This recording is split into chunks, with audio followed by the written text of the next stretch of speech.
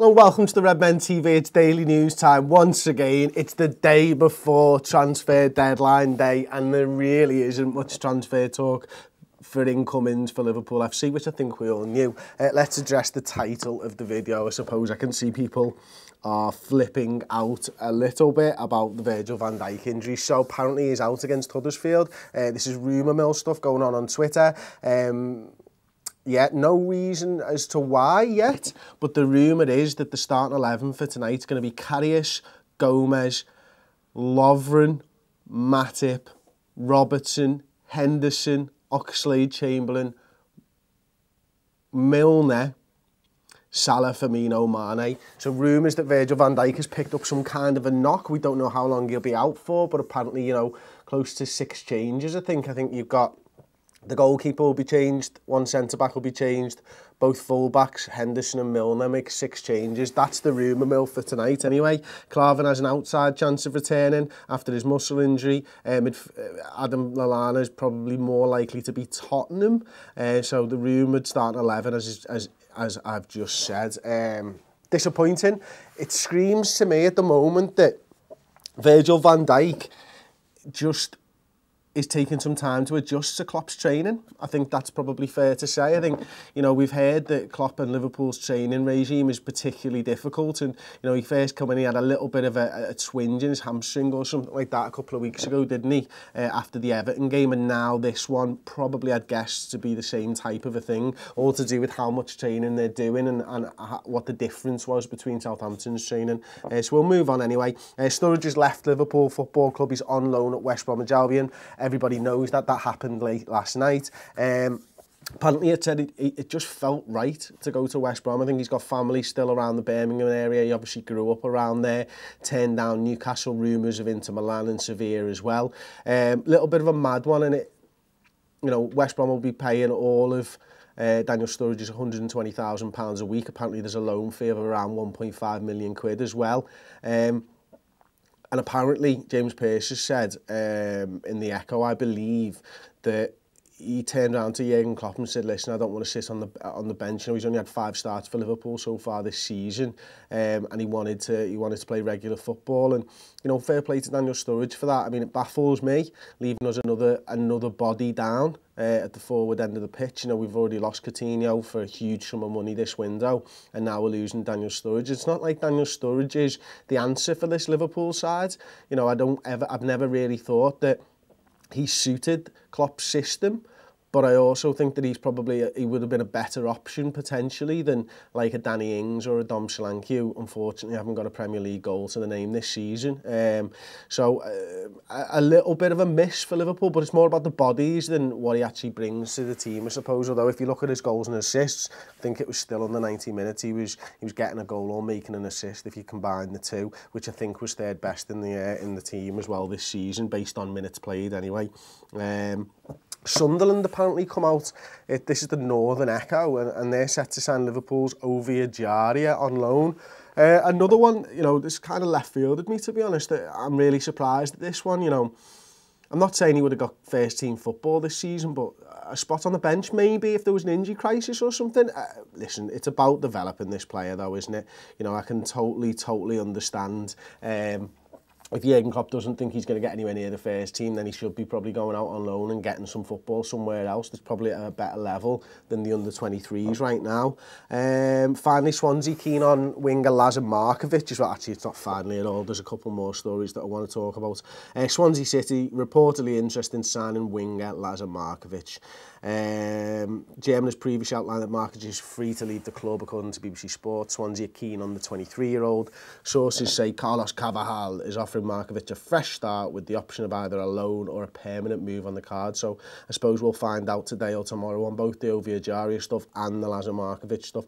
We've heard Lazar Markovic is going to move on deadline day in the past, and he's not. Will it happen? I'm not 100% sure. And then one from yesterday again, Coutinho came back to Liverpool last night to say his goodbyes. You know, fair play to Phil Coutinho. He obviously wanted to say goodbye to the team and stuff. Apparently he's taking them out for a meal tonight or something. I don't know whether that's after the game or whatever. It's a bit mad, this one, for me, because first of all, he might have some time off. but we've got Huddersfield tonight. You can see here's a nice picture of him and Adam Lallana looking cool. And then Moreno posted one, I think, on his Instagram. Yeah, it is what it is. I suppose Phil Coutinho's come to say his goodbyes. I suppose it does kind of show you what a classy bloke he is. Whether I'd be happy if I was Liverpool manager right now for him to be gallivanting around with the squad right before the Premier League game, I'm not 100% sure. But, you know, I'm not the manager, thankfully, because Liverpool will be doing a lot worse than they are now if I was the manager. So I'm going to get into some of the comments. Did Liverpool get a warranty on Virgil van Dijk from Southampton, says Best Scott 14. I don't know, man. This is just one of them things, isn't it? This is one of those, you know, I don't think he's an injury-prone player. He's obviously had injuries in the past, but I do believe that this is probably just down to the training. Say Quack Kingston 4 says, Chris, could this be a case of resting Van Dijk, especially with the thought of aggravating the previous injury he had? Yeah, probably. This is one of those games where we're going to have a lot of possession again, and it's going to be up to us to break Huddersfield down, I suppose. And, you know, you don't want to burn Virgil van Dijk out now over something small and hopefully prevent it being a bigger injury down the line, because he is an important player for us. He's, you know, he's the world record transfer fee for a defender. We know how important he's going to be to the future of this football club.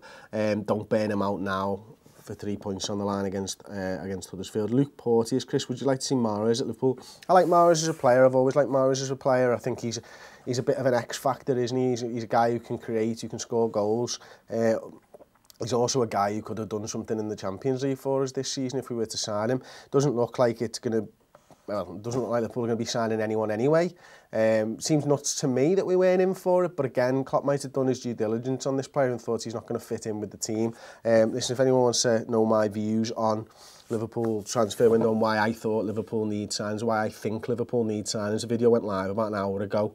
Definitely up for some debate. You know, I don't hold back, I don't pull any punches. It's a pure opinion piece, and I don't do pure opinion pieces very often. You know, I answer a lot of questions and stuff like that. I sat down, I'll show you the notes for the video.